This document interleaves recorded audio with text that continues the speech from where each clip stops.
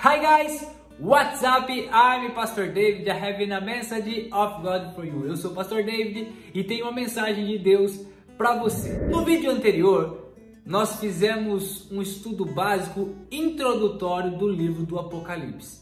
Aprendemos o que significa Apocalipse, quem escreveu o livro de Apocalipse e aonde essas revelações aconteceram. No vídeo de hoje, nós vamos entrar mais a fundo a respeito do capítulo 1 do livro de Apocalipse. Se você perdeu o último vídeo, vai lá, assiste o último vídeo. Não se esqueça de se inscrever no canal, deixar o seu like. E se você gostar desse vídeo, compartilhe também com seus amigos para a gente avançar junto nesse estudo básico do livro do Apocalipse. As revelações acontecem quando Deus decide falar com os seus filhos.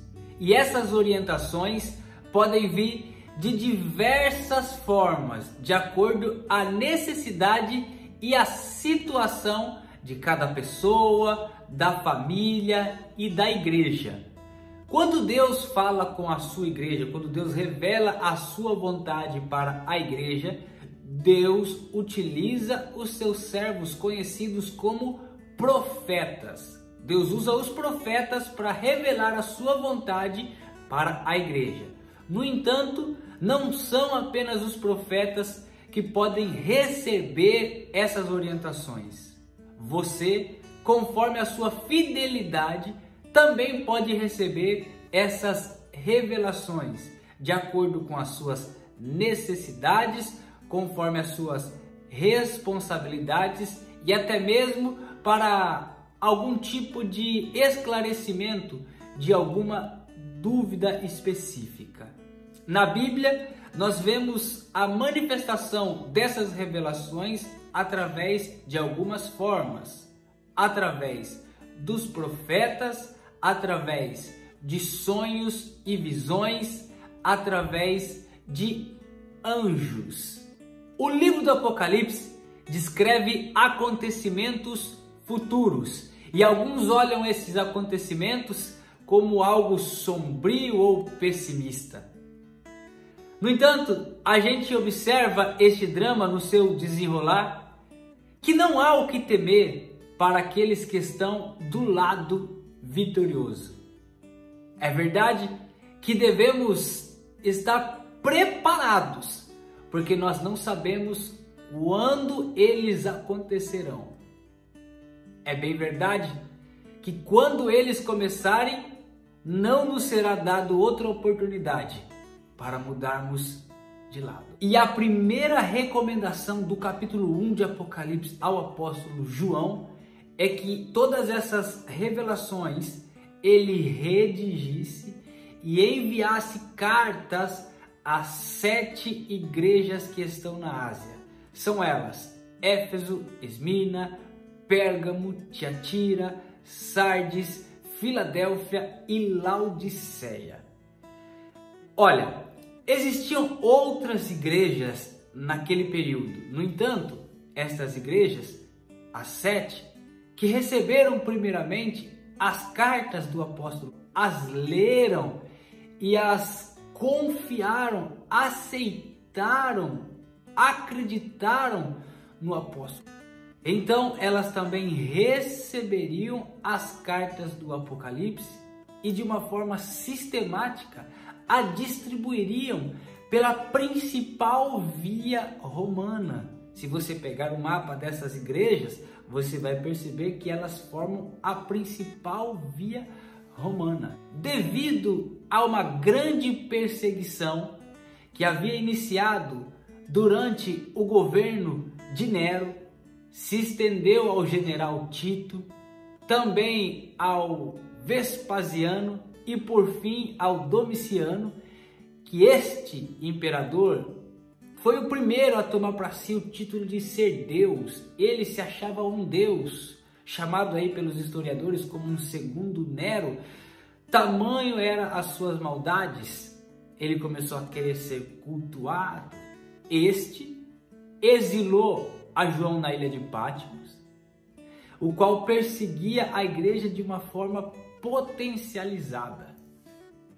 Então, devido a esta perseguição que a igreja estava enfrentando, João estava agora transmitindo cartas para que a igreja não desanimasse, não desistisse e continuasse no caminho, porque eles venceriam essa tribulação. E estas mesmas cartas, as 7 cartas, embora fossem 7 cartas diferentes, elas representam uma mensagem só, que valia para a igreja do passado, bem como é atual para a igreja do futuro, a igreja de hoje, a igreja que também passará por uma grande tribulação, mas hoje nós temos cartas, revelações apocalípticas, que nos traz a esperança de que mesmo que passarmos por esta grande tribulação, mesmo que passarmos por esta grande perseguição, nós deveremos estar confiantes de que Deus nos dará a vitória. Então, estas 7 cartas, as 7 igrejas diferentes, 7, um número de perfeição, se somarmos todas elas, nós temos conteúdos equivalentes a todas as situações, a todas as condições de uma igreja do passado, bem como de uma igreja do futuro. Então essa era a ideia, para que as revelações de Apocalipse fossem lidas, aceitas e distribuídas de forma sistemática pela principal via romana. Bom, e depois do primeiro vídeo com noções introdutórias do Apocalipse e a primeira parte do vídeo de hoje, a gente agora começa a avançar um pouquinho mais, ainda no capítulo 1, mas agora a gente vai para o versículo 4 e eu acho importante a gente ler e acompanhar pela palavra de Deus para ampliarmos um pouquinho mais o nosso raciocínio.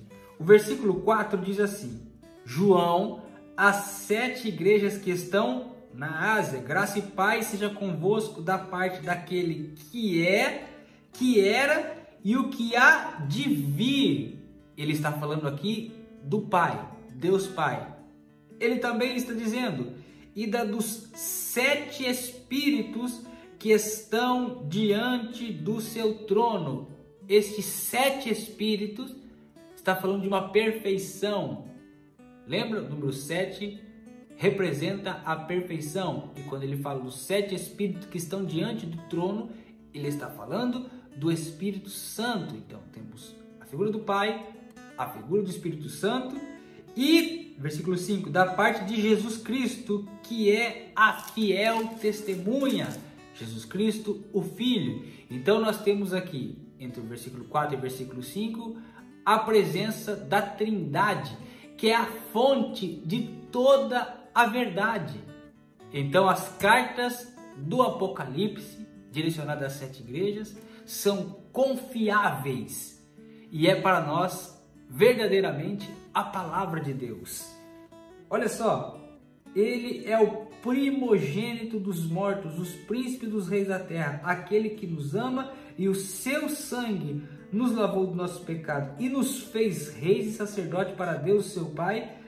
A ele a glória e o poder para todos sempre. Amém. Olha que bonito agora que vai nos dizer o versículo de número 7. Eis que vem da onde? Com as nuvens, e todo olho o verá. Isso não dá para fugir. Todo o olho o verá. Até mesmo os que o transpassaram. Pode ser uma referência àqueles que transpassaram com uma lança ao lado quando Jesus estava na cruz. Até estes, até os que os transpassaram, o verão. E todas as tribos da terra se lamentarão sobre ele. Sim, amém. Eu sou o Alfa e o Ômega, letras de um alfabeto, a primeira letra e a última, ou seja, ele é o começo e o fim, ele é o princípio e o fim, diz o Senhor, que é, era e o que há de vir, o Todo-Poderoso. Ou seja, para aqueles que não acreditam que Deus existe, que Jesus não existe, que o Espírito Santo não existe, Deus não é uma questão de existência. Deus, ele não existe. Deus, Ele é. Ele é. Simplesmente, Ele é. Deus, muito mais que existe. Ele é. Versículo 9.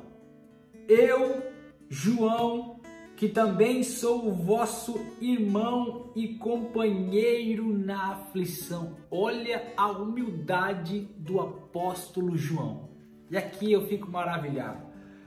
Tendo as experiências que tinha, vivido as histórias que viveu, ter andado ao lado de Jesus, ter se tornado um apóstolo, depois de ser um discípulo aprendendo com Jesus, ele se torna um apóstolo, aquele que se afasta para levar a palavra de Deus, depois de ter recebido esse contato com Jesus. Ele não teve nenhum orgulho ao redigir essas cartas. Ele podia estar se sentindo um cara, porque ele estava recebendo uma revelação de Jesus Cristo. Olha, agora tudo que vocês precisam saber, eu que estou revelando e escrevendo para vocês. Não, ele teve a humildade. Olha que maravilha. A humildade de dizer, eu também sou vosso irmão e também sou companheiro nas vossas aflições. Ele se coloca no mesmo patamar que estava vivendo a igreja, os irmãos daquela igreja perseguida. E quando João se vira para ver quem falava com ele, ele viu 7 castiçais de ouro. E no meio desses 7 castiçais de ouro, ele viu um semelhante ao Filho do Homem. Estes 7 castiçais de ouro representam as 7 igrejas. E este homem semelhante ao Filho do Homem era Jesus.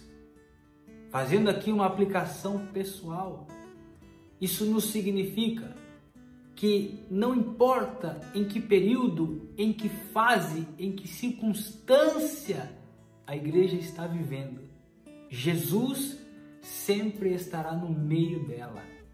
E não parado, mas se movimentando, andando entre a igreja. E quando ele olha para trás, ele vê alguém com um aspecto celestial e glorificado. Ele está ali recebendo o cumprimento da profecia que foi lhe entregue, que ele não morreria antes de ver o Senhor glorificado. Ele vê alguém com o seu rosto e seus cabelos brancos como a neve, brancos como a lã branca. Ele vê alguém com os olhos como chama de fogo, vestido com um longo vestido, no peito um cinto de ouro, seus pés como um latão reluzente, como se havia sido refinado em uma fornalha. Em sua boca saía uma espada afiada. À sua destra existiam 7 estrelas. A sua voz era como o som de muitas águas. E o seu rosto era como um sol que brilhava na sua maior força. Este era Jesus glorificado. Ele não está vendo mais agora Jesus, pois ele viu todo ensanguentado, crucificado, ferido em uma cruz. Mas agora ele está vendo Jesus Cristo glorificado e vitorioso. Cada item desse que eu descrevi, que está no livro do Apocalipse, capítulo 1, tem um significado. Mas esse é o tema do próximo vídeo, porque agora nós vamos começar a interpretar, claro, de uma forma básica, mas toda esta linguagem apocalíptica. O que representa cada item desta visão de João. Nós vamos começar a ligar alguns textos bíblicos, algumas profecias, e você vai entender um pouco mais do livro de Apocalipse. Tudo que você precisa saber hoje é que Jesus não está mais com um semblante todo ferido, todo ensanguentado. Você não precisa mais ter pena e dó de Jesus, porque ele agora está glorificado por Deus. E é um corpo celestial, poderoso, forte.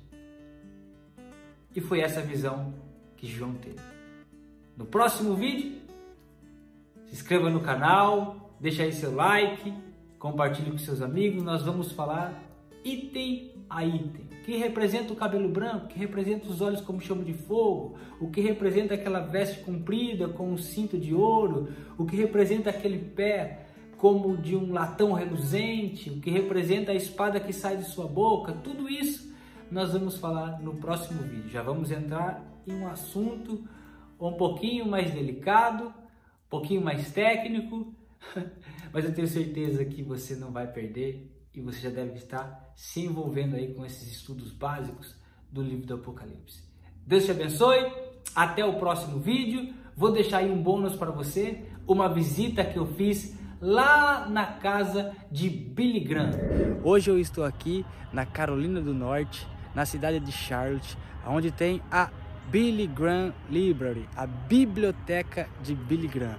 E aqui também a casa de Billy Graham, um dos maiores evangelistas de todos os tempos, pregou em cruzadas ao redor do mundo e aqui nos Estados Unidos.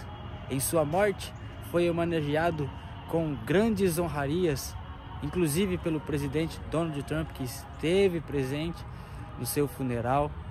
Um homem que viveu para Deus, anunciando a Jesus Cristo. Nunca se envergonhe do Evangelho de Cristo. Para os que perecem, para os que não conhecem a Deus, é loucura. Mas para nós que conhecemos a Deus, o Evangelho de Cristo é o poder de Deus. Billy Graham viveu para Deus, dedicou a sua vida, o seu tempo, para falar para as pessoas a respeito de Jesus Cristo, anunciar a Jesus Cristo. E ele tinha em seu coração, com certeza, como o apóstolo Paulo disse: se o meu viver é Cristo, o meu morrer é ganho. Ele viveu para Deus e ganhou a eternidade. E para nós, ele deixou um grande legado de que vale a pena viver para Deus e falar de Jesus para todas as pessoas. Deus te abençoe. Deixe sua marca também no mundo. Fale de Jesus. Ganhe pelo menos uma pessoa para o Senhor Jesus Cristo. Deus te abençoe. É nóis.